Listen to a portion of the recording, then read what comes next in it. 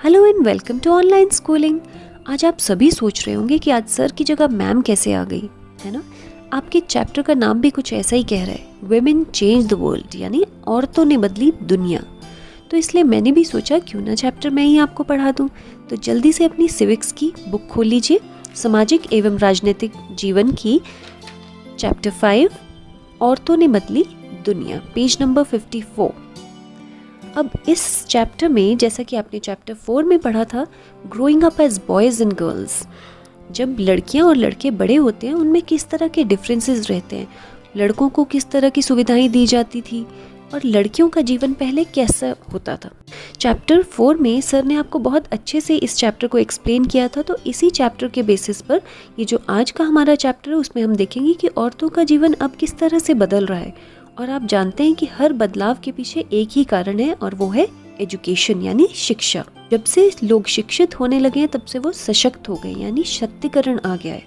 Education ने काफ़ी empower कर दिया है। और आप सभी जानते हैं कि अच्छा ऑक्यूपेशन, यानी आगे बड़े होकर आप एक अच्छा व्यवसाय तभी कर पाओगे जब आप अच्छे से शिक्षित होंगे, है ना। इसीलिए आपके पेरेंट्स और टीचर्स आपको कहते हैं अच्छा पढ़ोगे तो अच्छा बनोगे। तो चैप्टर शुरू होने से पहले जल्दी से एक एक्सरसाइज करते हैं। आपको 4 वर्ड्स दिख रहे हैं, फार्मर, टीचर, पायलट, नर्स। जल्दी से अपने दिमाग में जो कुछ भी आ रहा है, मेल या फीमेल, ये आपको लिखना है। जैसे मैंने लिखा farmer male, teacher female, pilot male, nurse female. यही एक्सरसाइज आपके पेज 55 पर भी दी गई है। वहाँ पर आपको पिक्चर ड्रॉ करनी है और जो भी पिक्चर आप ड्रॉ करेंगे उसमें मेन आपको यही दिखाना है कि वो मेल है या फीमेल है। और जल्दी से वो एक्सरसाइज करने के बाद हम ये देखेंगे कि यही एक्सरसाइज एक टीचर ने भी अपनी क्लास में की थी और ये पाया कि शिक्षक और नर्स में देखिए महिलाएं 25 और 30, शिक्षक में पुरुष सिर्फ 5 और महिलाएं 25, वहीं नर्स में भी पुरुष 0 और महिलाएं 30। इससे क्या प्रूव होता है?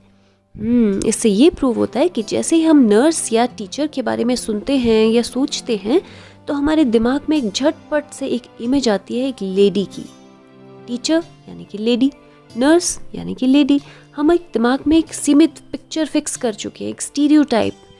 जैसे आपने क्लास 6 में स्टीरियोटाइप पढ़ा होगा, रूढ़िवादी, है ना। जब हम किसी चीज़ के बारे में एक धारणा बना लेते हैं कि हाँ अगर टीचर है तो लेडी ही है, या ड्राइवर है तो एकदम से पिक्चर आ जाएगी कि वो कोई मेल है, यानी आदमी है, औरत नहीं हो सकती है। जबकि आज की डेट में लेडीज़ भी इक्वली वैसे ही ड्राइव कर रही हैं। तो इसलिए इस स्टीरियोटाइप की सोच को, इस रूढ़िवादी सोच को एजुकेशन ने एक कट लगा दिया है। एजुकेशन ने इतनी चेंजेस कर दिए हैं कि शिक्षित होने की वजह से आज महिलाएं भी बिल्कुल वही सब काम कर पा रही हैं जो कि एक पुरुष किया करते थे पुराने ज़माने में, है ना। तो इससे हमको क्या सीखने को मिलता है कि एजुकेशन से काफ़ी ज़्यादा चेंजेस पॉजिटिवली आते हैं। आपकी बुक में एक छोटे से बॉक्स में एक बहुत ही इंटरेस्टिंग स्टोरी दी है जो कि लक्ष्मी लाकड़ा की कहानी है। कहानी बहुत छोटी सी है लेकिन बहुत कुछ सिखाती है हमें। लक्ष्मी लाकड़ा जो हैं वो 27 साल की एक महिला हैं जो कि बहुत गरीब आदिवासी फैमिली से थी, बहुत पुअर ट्राइबल फैमिली से थी। उनके जो पेरेंट्स थे वो पढ़े लिखे भी नहीं थे। और लक्ष्मी लाकड़ा जो थी वो एक गवर्नमेंट स्कूल में पढ़ी थी, लेकिन उसके बावजूद उनकी सोच इतनी अच्छी थी, उन्होंने अपनी सोच को बिल्कुल भी रूढ़िवादी नहीं किया था, स्टीरियोटाइप सोच नहीं रखी थी। उनकी शुरू से ही एक एम थी कि मुझे एक लोकोमोटिव पायलट बनना है। तो धीरे धीरे उन्होंने एग्ज़ाम्स की तैयारी की और एक दिन उन्होंने सारे कॉम्पिटिटिव एग्ज़ाम्स जो थे लोकोमोटिव पायलट बनने के लिए वो उन्होंने क्लियर कर लिए। और बचपन से ही उनको बहुत शौक था कि मैं इलेक्ट्रॉनिक्स पढ़ूं, मोटरसाइकिल चलाऊं। जबकि हमारे दिमाग में क्या था, शुरू में पहले जब एजुकेशन नहीं थी तो सोचते थे कि लड़कियों को मोटरसाइकिल क्या करनी है, लड़कियों को इलेक्ट्रॉनिक्स क्या करनी है। लेकिन लक्ष्मी लाकड़ा ने ये जो स्टीरियोटाइप, ये जो रूढ़िवादी सोच थी, इसको ब्रेक करके अपनी सारी शिक्षा के दम पर अपनी सारी जो इच्छाएं थी वो हासिल की और वो एक बहुत ही सफल पायलट बनी। पेज 57 पे उनकी बहुत ब्यूटीफुल एक स्टोरी है और बहुत एक इंस्पायरिंग स्टोरी है। यानी इस स्टोरी से आपको भी बहुत कुछ सीखना चाहिए। इर्रिस्पेक्टिव कि आप एक बॉय हो या गर्ल, उससे कोई फ़र्क नहीं पड़ता है। जो अपॉर्चुनिटीज़ हैं, जो जॉब्स के अवसर हैं, जो पढ़ाई के जितनी भी क्षमताएं हैं वो बॉयज़ और गर्ल्स दोनों में बराबर होती हैं। ऐसा नहीं है कि बॉयज़ को ज़्यादा है या गर्ल्स को कम। या गर्ल्स कोई पर्टिकुलर सब्जेक्ट में ज़्यादा है और बॉयज़ कम, ऐसा कुछ भी नहीं है। It's all about your interest. उसी तरह की एक स्टोरी अब आपको पेज 58 पे दी गई है, जहाँ पर एक बच्चा है जो कि अपनी 10th क्लास की बोर्ड की रिज़ल्ट अपने पेरेंट्स को बता रहा है और कह रहा है कि मुझे मैथ्स और साइंस में बिल्कुल भी इंटरेस्ट नहीं है, मैथ्स साइंस मुझे बिल्कुल अच्छे नहीं लगते। उसके 65% मार्क्स आते हैं।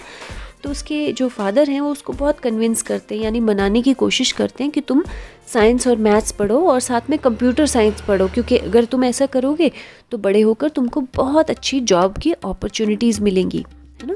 क्यों उसके फादर ऐसा क्यों कह रहे हैं? क्योंकि उनके भी एक स्टीरियोटाइप, रूढ़िवादी सोच है कि बॉय है तो इसको कंप्यूटर पढ़ना चाहिए, इसको साइंस पढ़ना चाहिए, इसको इस तरह की जॉब, यानी कि पेरेंट्स ने एक सोच बना के रखी है कि लड़का है तो ये ही करना है ना। जबकि वो कहता है कि मुझे इंटरेस्ट हिस्ट्री में है, हिस्ट्री यानी इतिहास, उसको बहुत इंटरेस्ट था हिस्ट्री पढ़ने में। लेकिन उसके फादर जो है वो उसको कन्विंस पूरा करने की कोशिश करते हैं कि नहीं तुम मैथ्स और साइंस ही पढ़ो, है ना। लेकिन अब धीरे धीरे जैसे जैसे हम चैप्टर के सेकंड पार्ट में आएंगे तो आपको लगेगा कि चैप्टर का सेकंड पार्ट जो है वो एजुकेशन ने पूरी तरह से बदल दिया है। यानी कि जैसे जैसे शिक्षा हमने ग्रहण किया है, जैसे जैसे हम एजुकेटेड होते रहे हैं, एजुकेशन की मदद से गर्ल्स में, लेडीज़ में बहुत पॉजिटिव एक चेंज आ गया है। और अब पुरानी सोच बदल चुकी है और लेडीज़ और जो जेंट्स हैं वो आज एट पार काम कर रहे हैं, यानी कि बिल्कुल बराबर का काम कर रहे हैं। और ये सब कैसे संभव हुआ? शिक्षा से। 19वीं सदी के बाद लोगों को ये पता चल गया कि एजुकेशन ही है, शिक्षा ही है जिसकी वजह से हम लोगों का सबका उद्धार होगा, और बिना शिक्षा के तो हम ऐसे ही रह जाएंगे, है ना। तो धीरे धीरे बहुत से स्कूल्स खुलने लगे, जिसमें शुरू में तो सिर्फ लड़कों को ही सुविधाएं दी जाती थी, यानी लड़के ही स्कूल जा पाते थे। लेकिन धीरे धीरे ये प्रथा भी चेंज हो गई, लड़कियों को भी स्कूल भेजा जाने लगा। स्कूल में पढ़ने लिखने के साथ साथ उनको बहुत सी चीज़ें सिखाई जाती थी, जैसे कि सिलाई, कढ़ाई, जिससे कि वो अपने पाँव पर खड़े हो सकें। तो धीरे धीरे वुमेन और मेन को, दोनों को बराबर की सुविधाएं दी जाने लगी। अब ऐसे ही एक कहानी, बहुत सुंदर कहानी आपकी बुक में है रमाबाई की। रमाबाई जो थी वो बहुत ही छोटी लड़की थी और उनको भी पढ़ना लिखने का बहुत शौक़ था, लेकिन वो स्कूल नहीं जा पाती थी।